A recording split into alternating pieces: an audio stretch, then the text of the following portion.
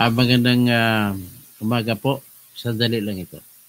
Ang may na-discover ako na bago. Bago ba ito maging mapanis pang story ito. Nais ko na po siwalat itong detalyadong bilyones na binigay ni Saldico. Nakalista, detalyado na binigay ni Saldico kay BBM. At ito'y naka-care of kay Jojo Cadiz na bagman ni BBM. Ito po yun. So, bago ang lahat yan, nais ko muna talakayin, bakit itong ICI ay binigyan ng pagkakataon na malibre si Tambaloslos. Wala siya lang kulong kaso laban kay Tambaloslos. O, tingnan muna natin si Tambaloslos. Yan si Tambaloslos. Sabi niya yan, ICI no conclusion of guilt versus Romualdez. Ombudsman investigation urge. So, ibig sabihin po, ay mukhang may mga drama na naman, no? Ayan, no?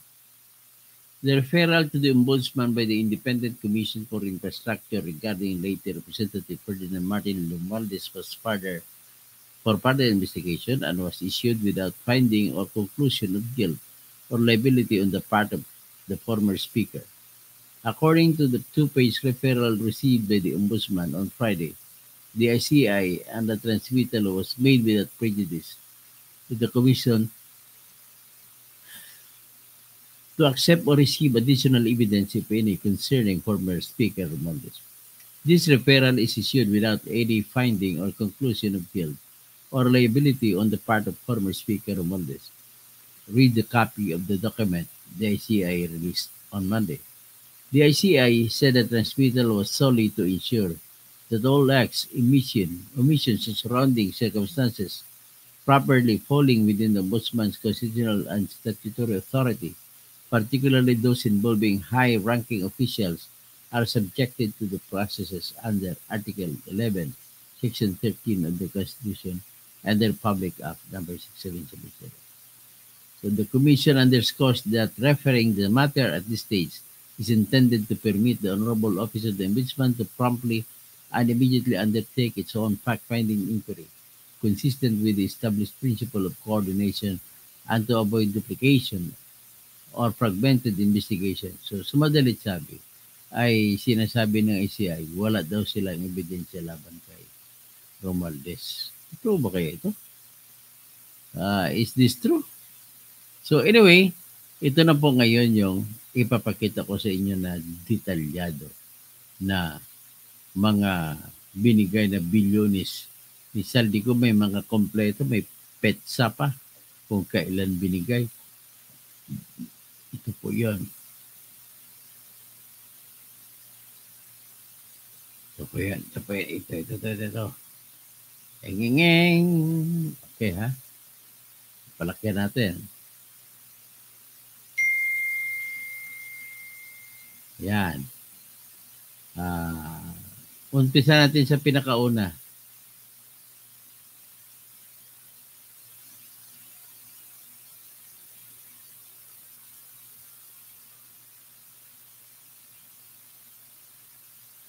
Okay, ha?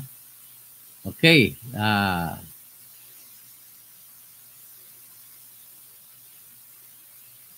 Yan. Ang unang perang binigay ni Saldico kay BBM ay noong September 1, 2022 nangyari. 450 million. Pangalawang binigay niya noong 17 September 2022, 550 million. So 1 billion ang total sa isang buwan na yan. Actually, dagdag pa niya, meron pang September din. 2022, 661 million. 327,500 pesos. Ano? Million ba ito? Million lang pala ito. Hindi ito billion.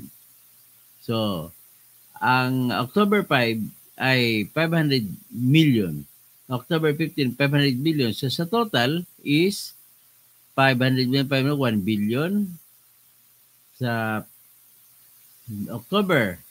Sa September, 1,600,000.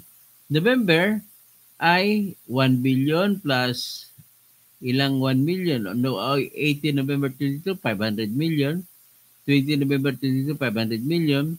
25 November 22, 500 million. 29 November 22, 500 million. 3 December 22, 500 million. 10 December 22, 500 million. So, 1, 2, 3, 4, 5, 6. So, 3 billion plus 1, that is 4 billion. So, until December, 4 billion po. Sangin na ka. Tapos samantala si Sara Duterte nang hingi sa kanya ng pondo, 125 million ang binigay. Grabe to si Bungit ah. Oh, ito. Noong January 23, ilan ang binigay? Noong January 13, January 8 pala is 2023 ay 700. January 9, 2023 ay 300. So 1 billion na. January 13, 500. January 18, 2023, 500. So 2 billion na. January 20, 2023, another 500. Tapos January 25, another 500. That is already 4 billion. 1, 2, 3 to 4 billion na. 1, 2, 3, 3 billion. Tapos February 1, 1 billion. Tapos February 6, 500 million. February 8, 500 million. February 14, 500 million. February 500 million. So 1, 2, 3, 4, 200, 300 billion. 3 billion. So March 1, 500 million. March 6, 500 million. March 10, 500 million. So, grabe ito si Bungit ah. Tapos March 30, 20, another 500. March 27, 23. So 500. So 1 billion dito plus dito. 1, 2, 3. So 1.5 plus 2. So 2.5 billion. So April 2023, 432 million, 780. 0 to April 23, 500 million. 19 April 23, 500 million ulit. So 1 billion. So ang nangyari, 1 billion 432 million 780,000 pesos. Tapos May 1, 728, so 1 billion 728 plus 728. So ito 3 billion na mahigit sa May kumpleto. August 5-1, yung August pala ay 500 million lang. Tapos September 1 billion.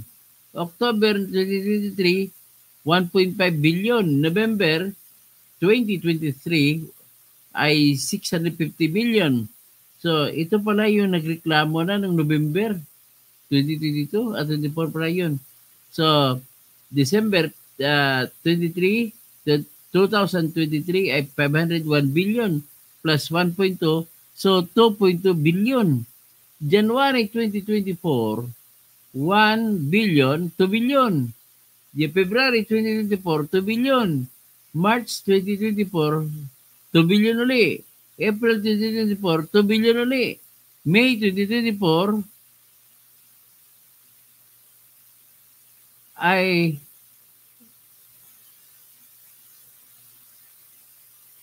so May 2024, ayun, ito na, nagsigo na po, ladies and gentlemen. Ang binigay ni Saldico kay BBM ay natigil noong May 2024, 1 billion. Tapos nakapagbigay ulit noong April 2025. That was 1 billion, July 500 million, August 25, 2016 total 55,418,874,054. So dito mo makita na kapag bigay naman ulit noong December, dito na sila sinita noong November 24 at sinita sila ni Bongbong. Bakit hindi sila nabigay? Ito na, so nagsigo na pong ebidensya. Grabe, si Bongbong bungit. O yan ang walang bigay, September, October, November. 3 buwan. Dito sila sinita ni Bongbong Marcos. Sinita si Romualdez. Bakit hindi sila nagbigay? Tinanong sila, ilang Ferrari pambilihin nyo? Ilang bahay pabilhin nyo? Ilang pera pangkunin nyo? Ilang eroplano pabilhin nyo? Ba, putang ina, gago. Nakakaasar talaga. Okay? So, yan po, ladies and gentlemen. So, matitiis na pa ba yan? Matitiis na pa ba yan? Grabe. Ay, nako. Matindi ha. Detalyado ang pagbigay ng pera. Itong detalye. Grabe. Sabi ni Krong Krong, basta didiis daw adik. Mga adik lang din ang maniniwala sa kawatan na presidente.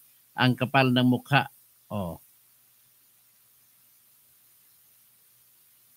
Okay. So paano ito ngayon? Katotohanan ito, Andre Gueco, watching from China.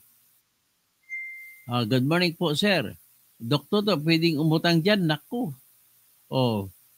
At an NRR 2025, Soothing and Meditation, 8652. Kaya dapat gawin ni Bangag sa 2026 budget ay itudo na niya ang pagnanakaw. Sa budget, ibulsa na niya agad. Pastor Rodi Rabi, good morning, Dr. Kausing. Si Grace Almasan, 2388, Sir Toto, wait po natin ang reaction ni Attorney Pinky Lacson. Ididebunk na naman niya si Saldico, tatawag na naman kunyari si Bernardo sa kanya, gagawa sila ng kwento. Punyeta to si Lacson na to Rodi Rabi, stay safe. Nenen Kausing, grabe ang nakawan, adik na kawatan pa. Raul Salazar, napakalaking pera, di ko kinita yan simula na naging contractor ako. Yan. Yan ladies and gentlemen. Paano ito ngayon? Hanggang dyan na muna ako, matutulog pa po ako. Matindi.